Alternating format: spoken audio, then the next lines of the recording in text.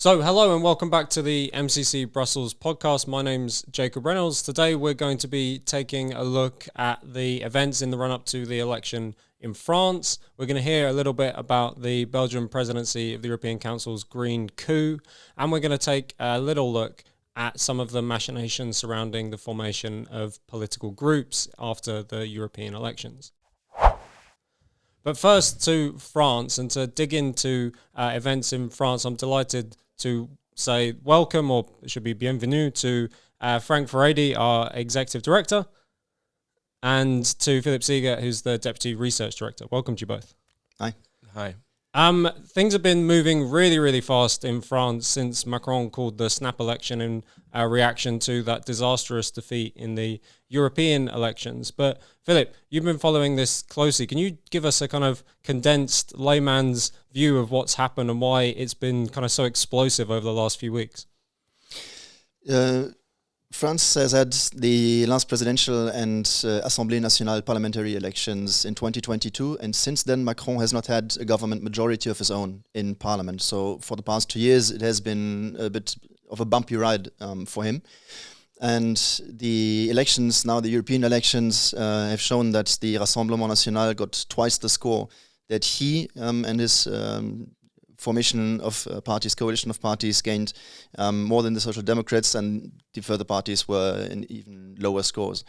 So he, as the French say, made a jeu de poker, tried to gamble in a way, and the same evening of the results of the election declared that the parliament is going to be dissolved.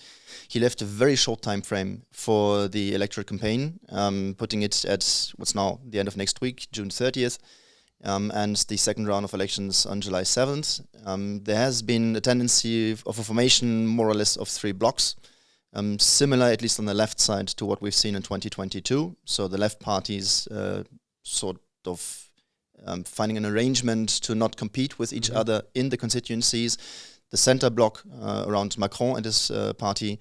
And then now on the right, the attempt to form a similar bloc between Les Républicains and Rassemblement National, but this is much more moving and complicated than it has been on the left side. It's been a tumultuous few days and weeks on the right. Could you dig into that maybe a little bit more? There was this kind of farce with party leader locked inside his own party building. There's also been these kind of vicious arguments between Le Pen's party and Zemmour's party. Could you just give us a flavour of what's happened? Yes, so the Les Républicains party elected a new chairman at the end of 2022. And since then, Eric Ciotti has been at the head of the party, but not uncontested. His main opponent of that election is Senator Bruno Retailleau. And you can see the divide within the party, more or less along the lines of supporters of Retailleau and supporters of Ciotti, who is from the south of France and more on the right than Bruno Retailleau is. And this led to this Kafkaesque situation of Ciotti finding an agreement, sort of a non-compete deal, in some constituencies, even an outright alliance between Les Républicains and Rassemblement National, which was immediately rebuked by the other party leaders, or the members of the Bureau of Les Républicains party. And since then, the Republican Party is sort of in limbo. About half is on the side of Ciotti, about half is on the side of the rest of in the bureau of the party, and essentially they are going split into this election, and what's going to remain of the party after this election is really uncertain. Yeah, and between Le Pen's party and Zemmour's party, what's been going on there? I know they've just welcomed Maréchal and a few other MEPs into the ECR group and under their own kind of banner. What's happened there? Yeah, that's the soap opera next to the soap opera. Marion Maréchal has been elected together with her colleagues on the Reconquête campaign list, and essentially the moment she got elected left Reconquête. The head of this formation, Eric Zemmour, ever since has been obviously furious. He was a candidate for the presidential elections in 2022. There was a brief, very high media attention and projections that he could be an interesting candidate. He then went down to something like around 6%, I think.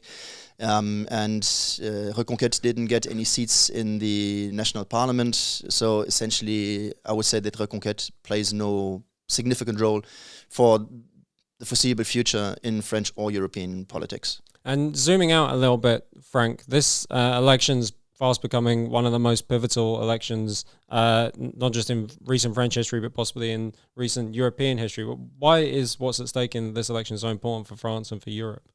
Well, we have to remember that, first of all, France is one of the most important countries in Europe, a mainstay of the European Union. And there the establishment, the EU establishment, or the parties that support it, are very much on the defensive. And what's happened is that as they became weaker and weaker, so the RN has become more and more powerful. Historically, there's been an attempt to build a quarantine around the Rassemblement National, an attempt to pretend that they don't exist. Historically, there's been an attempt to label them as far right, beyond the pale. And this strategy of making them invisible has broken down. They're the largest party now, the most powerful party in France. And as Philipp was saying, now that the elections for parliament are going to kick in, there is now a possibility that they might actually come out on top. Unclear as to whether they will come out on top, also unclear as to whether they will be able to form anything like a government. But there's a very good chance. And what's happening in France is they're basically saying that you have to vote against the RN because they're undemocratic. But what they're really saying is that democracy doesn't seem to be working because it's allowing undemocratic parties to win. In other words, their argument is really against the workings of democracy. That's basically what the argument is about. And what I really worry about, and this is why it's so significant, is not only because France is important, but also because now you have the mobilization of all the forces of the European establishment, the cultural, political, economic establishment. You have the civil service or sections of the civil service indicating that if they get elected, if Jordan Bardella becomes prime minister, they're not going to be able to work with him. You have the banks coming in and the financial institutions saying that if they should get elected, there will be an economic meltdown in France, and basically holding the French electorate in a sense, to a blackmail situation. You then have all these cultural elites, football stars, and you have movie stars all arguing not to vote for Le Pen, Marine Le Pen. So what you got is this ganging up of everybody in a very, what I see is a very undemocratic way, basically arguing that a vote for RN is a vote against democracy. And there's an implication almost of not just polarization, but of a potential civil war. And the thing that I'm very disturbed about is I see scenes of political violent behavior on the part of the left. I see the police being very defensive about it. I see meetings of right-wing young people being attacked in parts of France, where they're being stoned and under tremendous violence. And it seems to me that should the RN do better than expected and move forward and maintain its momentum, then the probability or the possibility of civil strife turning into something very nasty is very real. And for me, the reason why we should look at France, why it's so important, is because France, on the one hand, shows us the promise of democracy, that with democracy, a party that's been isolated and quarantined can break through. But it also points to the dangers of democracy, that there are so many people who have very selective support for democracy, who basically believe that democracy is okay if they win, but it's not okay if their opponents win. And I think that sort of calculation that's kicked in France is something that we should be worried about, because it's got implications for France and also for Europe. Yeah, and Philipp, I mean, that point about the undemocratic kind of character of some of this, that came out, I think, when people were also trying to rationalize why it is that Macron called the snap election. And there were lots of theories floating about, but it seems that at least one of the stronger ones is that there's this sense that they almost want to put RN in a position where they'd be discredited. So they're saying that, well, maybe Bardella will become prime minister, maybe not, but they're going to have all these problems, economic problems, social problems, and now they're kind of arranging the forces of the civil service and of the banks and the international financial system to kind of deliberately make it so that if there is a kind of exercise of power by the RN, that they'll be automatically discredited. What do you think is underlying this? Well, first to start with this question and reflect on what Frank just said, it's interesting to look at the polls over the past weeks for the electoral intent for Rassemblement National, and it is stronger than for the center and for the left, particularly with entrepreneurs and with employees of the private sector as well as CEOs. They have a score of 40 to 45% with this part of the population. So the economic pressure that is announced in at least parts of the media is not something that you can see necessarily in the electoral behavior, because they have apparently a strong support within the business sector, at least stronger than you would expect from reading those headlines. Now, for let's say the capacity to govern, it's really difficult to predict what's the outcome is going to be for the elections. The one thing that is certain is that there is going to be no government majority from the center. Whether there's going to be one from the left, unlikely. From the right is a bit less unlikely, but still not very much in the cards right now. They would need to have more than 289 members of parliament. Polls give them 260, 270 perhaps, and even that is very shaky. Mm-hmm. So essentially I guess that's the power relation in parliament is going to change, but the nature of government is probably not going to change. It's going to remain a minoritarian government, which means that there is the possibility or the probability of something like a policy deadlock between the president and, let's suppose, Rassemblement National prime minister, which means that there's going to be very little wiggle room, if you will, for economic policy, for internal policy. There is going to remain relatively large room for maneuver for Macron in foreign policy, because it's the prerogative of the president and not the prime minister.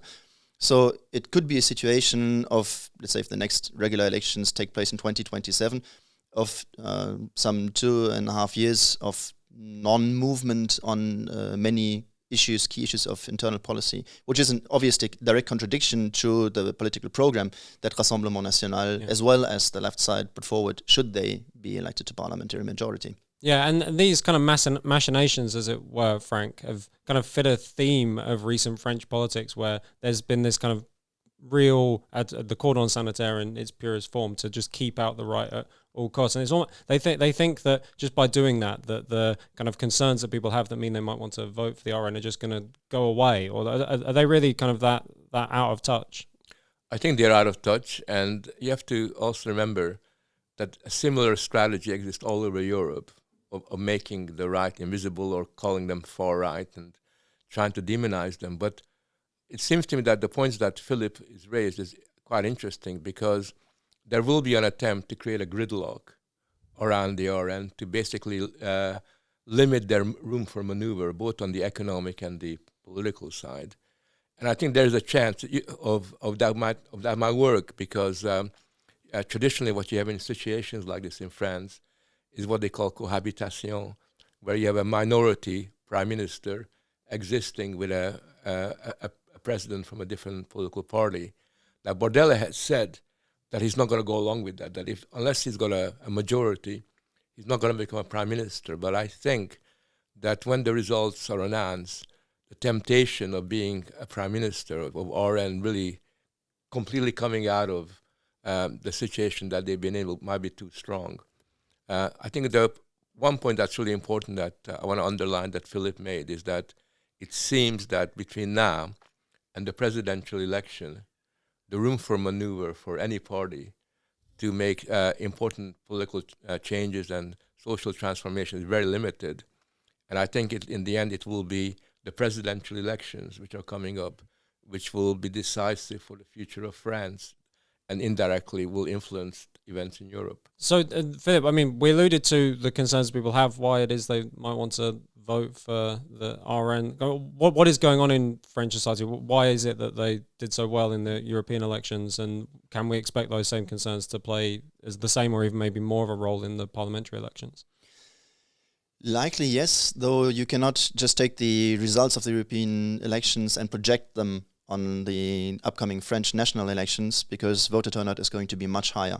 And so the results are are going to be different. Not necessarily dramatically different, but they are going to be different because of higher voter mobilization.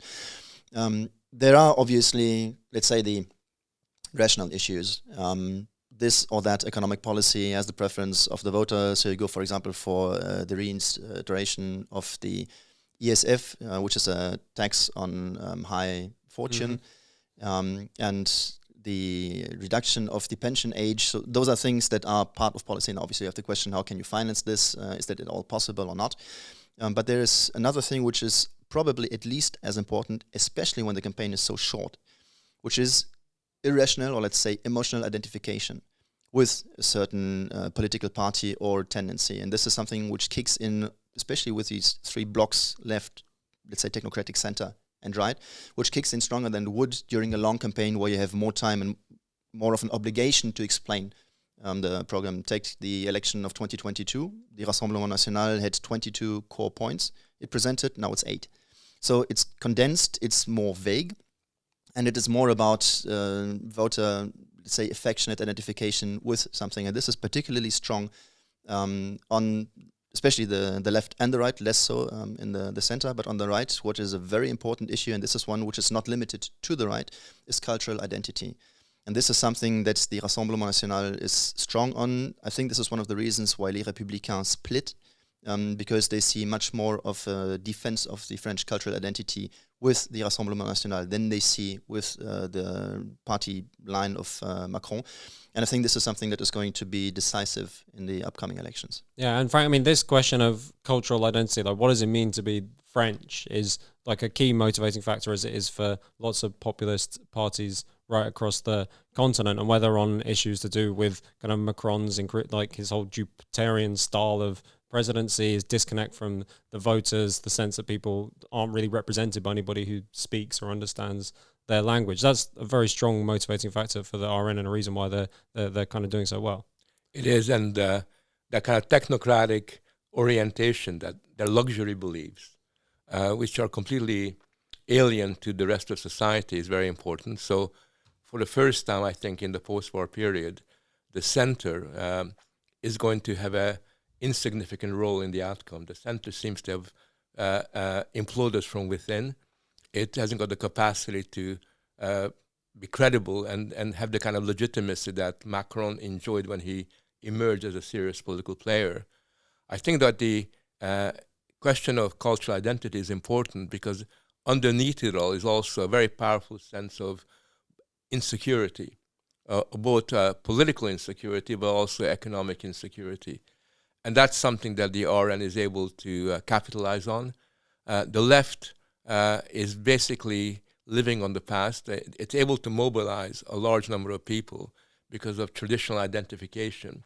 And that traditional identification that they're able to mobilize is a negative one. It's a hatred for the right rather than a positive commitment to something that they believe in. And if you look at someone like Mélenchon, the main leader of the left, and look at his policies, he is really living on borrowed time. He's basically hasn't added anything to the campaign. There is no forward-looking dimension to that. And I think that may well mean that the left might not do as well as people suspect. Yeah, well, we'll be following events in the parliamentary elections very, very closely here at MCC Brussels, both as a sign of what's happening in France, but also a sign maybe of what's to come. But Frank, Philipp, thanks so much. Thank you. Pleasure. So to discuss the next couple of issues on our ticket for today on the MCC Brussels podcast, delighted to welcome back Richard Schenk to the podcast. Richard, welcome.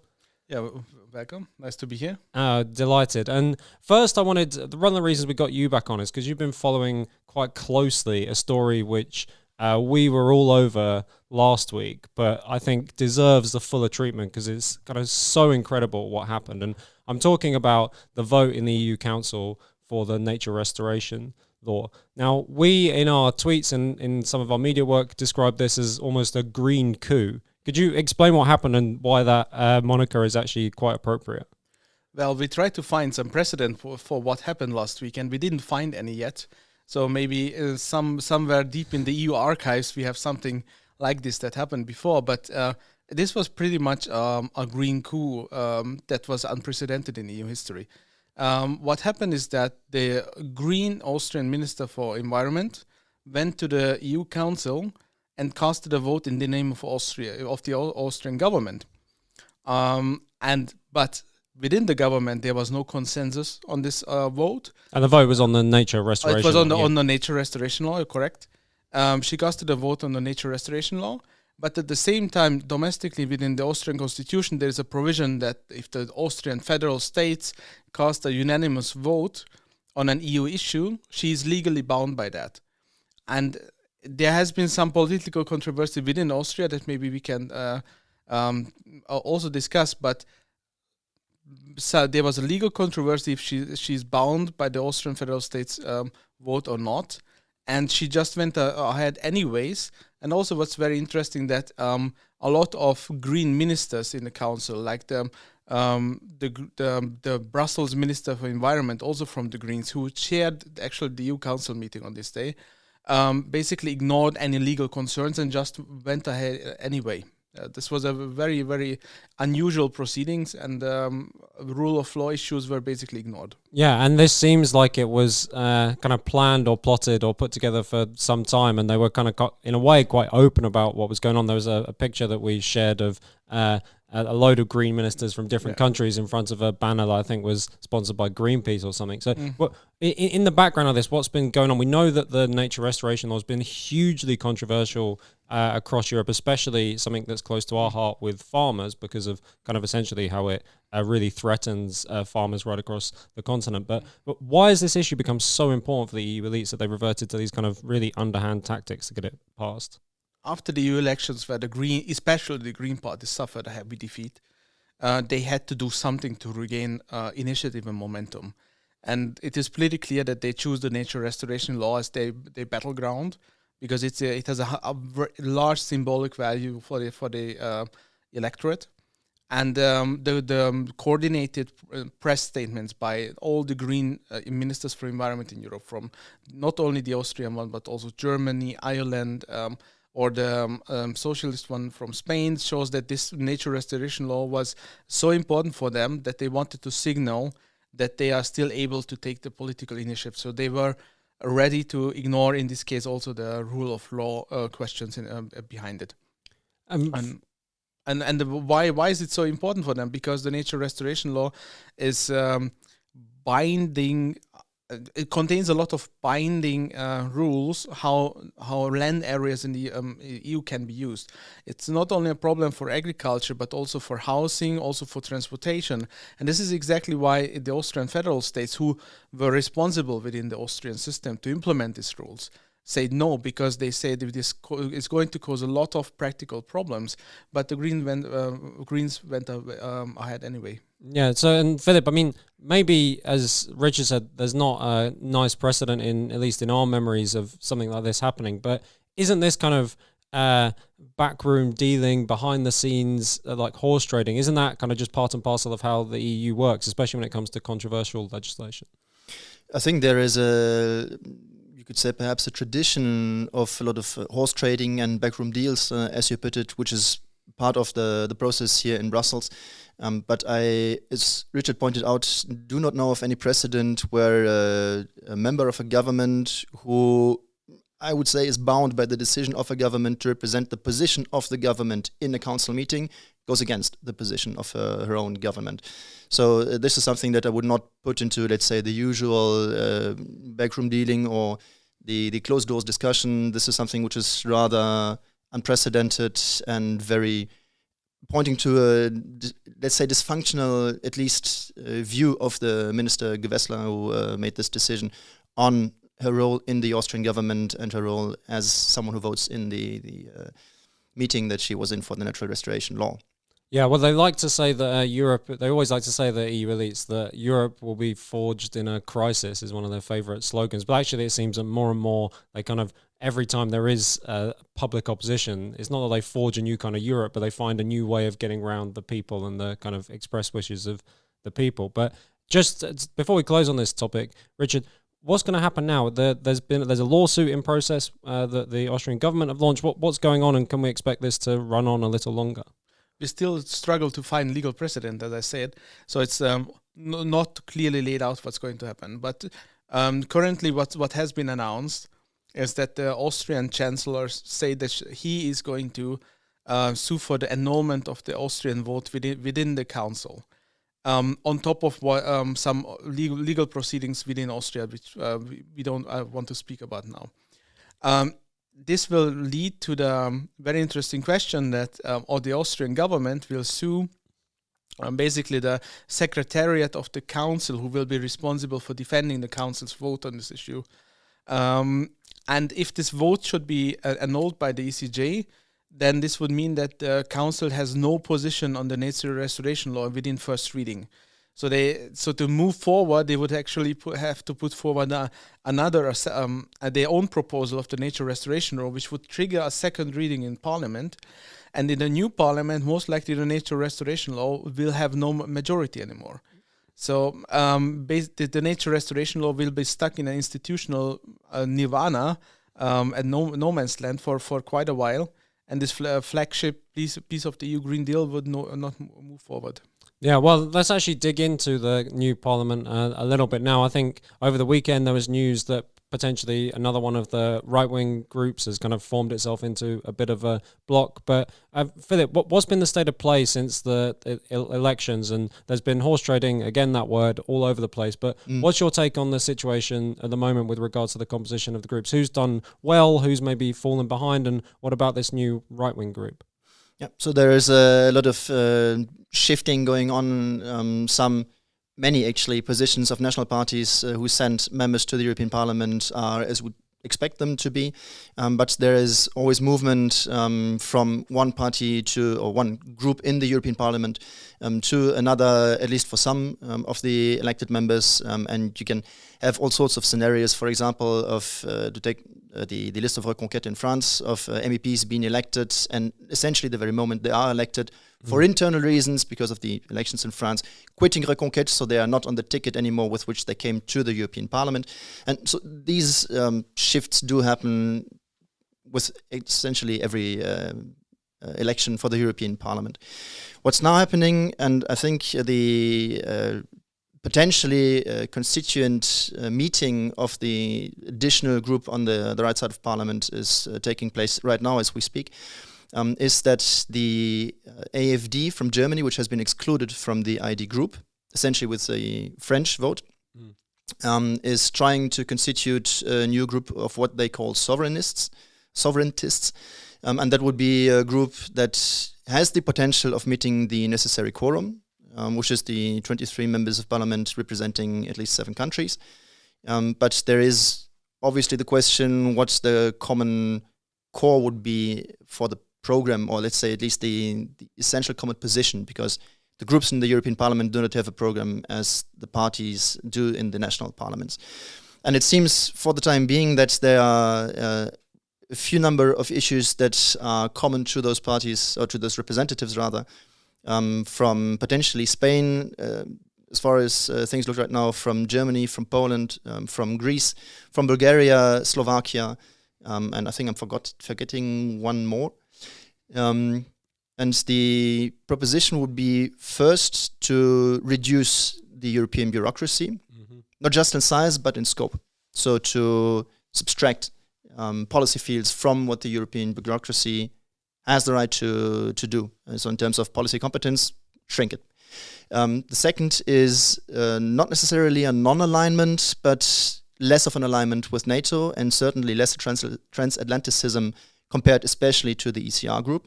And I think those two are essential in perhaps putting together this group and differentiating it from the EPP, the ECR, and the ID group. Yeah. And Richard, I mean, we've heard a lot since the election about the kind of newfound power of the right in Europe. How's this shaping up as the group seem to have slotted into place? What can we expect with the kind of incoming parliament?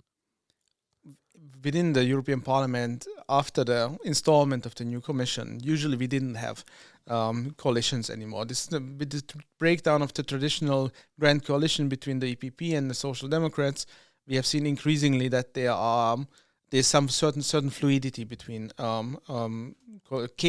are case-by-case coalitions. For example, the nature restoration law that we have already touched, do not mention it. It was basically the entire right of the center of the old parliament was against it, even though the EPP did not openly cooperate with the ID group or the non-alignment members back then, but still they voted together on this issue. In the old parliament, though, this was not enough to block the nature restoration law. In the new one, most likely it would be. So alone on the legislation, this would have this shift in the center of gravity within the European Parliament will have severe consequences. But on the other hand, if you talk about fluid coalition making, also the EPP could now move also to the left to gain majorities. But and to come back to the question of new groups, most likely this will actually enable the right to be more flexible, to react more flexible to these issues. If there are two groups at least with different stances on Ukraine and foreign policy, in certain conditions, maybe the center of the European Parliament then can make alliances with the pro-Ukrainian voices within the right. In certain cases, maybe like in migration also, but then with the new groups. So this will actually, within the logic of the European Parliament, this would benefit the decision making and the influence of the right, maybe. And so, I mean, a lot of ink has been spilled on this question of, especially pro-right-wing voices have been complaining for a long time that the right in Europe is just too divided, and that as a result, it's not able to kind of offer a coherent alternative to the policies both of the centre left, and the Greens and the far left. Another new right-wing group. I mean, you've touched on it a little bit, Richard, but what does this mean for the right in Europe? Is it going to be more divided than ever, or is there kind of an opportunity here? I think it can be both positive and negative. Probably it's going to be both at the same time. So it would be what the seventh or perhaps eighth group in the parliament. Forming a group has, however, the advantage of being able to pretend to important positions within the parliament structure. So that is something that the non-inscrits cannot do. So there's also important with regards to the time that is allotted to the MEPs for speaking. So there are indeed advantages for making positions heard, which is something that is of benefit from the point of view of an additional group on the right side of parliament. Then is the question, I think. Then the question is, I think, to what extent they are going to be able to inject positions or at least debates in the European Parliament. And I think for this, they are going to be too limited in terms of number of MEPs and in terms of political clout, because they are on many issues, at least those two core issues that I just mentioned, not going to be supported by at least the vast majority of ID and ECR and probably the entirety of the EPP. Well, political group does not equal political group. Some political groups, like the former one where UKIP and Movimento 5 Stelle were members in the same group, I think last time between 2009 and 2014, if I'm correct, this was purely a technical group. And most likely didn't propel the causes of this party much forward, to be honest. But what we are seeing now, that especially if you look at all the parties within the non-aligned, most of them are actually somehow in negotiations in different kinds to join ECR or the ID or find a new group. Most of these new constellations will be pretty big ones and pretty united ones on many issues.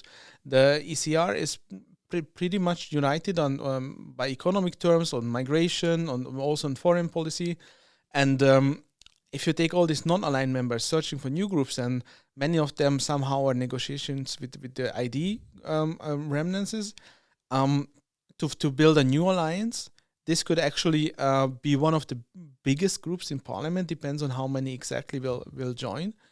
With certain parties in national governments, so they even would have opportunities to voice their opinions in the council. This would be a pretty powerful one.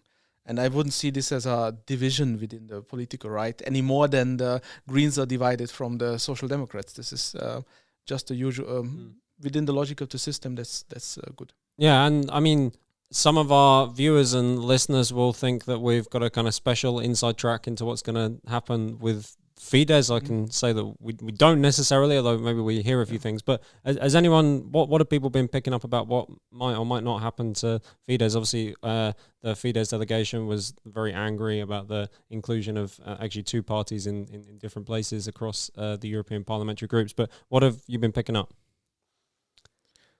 Well, Fidesz wanted to straightforward go into ECR, but even more than this, they issued several calls for uniting ECR, ID, and all these non-aligned members, and as I said, and this is from a very domestic experience of Orban's party, the Fidesz within Hungary, because Fidesz is the last big tent party within Hungary. They used to have the equal one on the Social Democrats was what used to be the traditional counterparts, but they collapsed after 2010.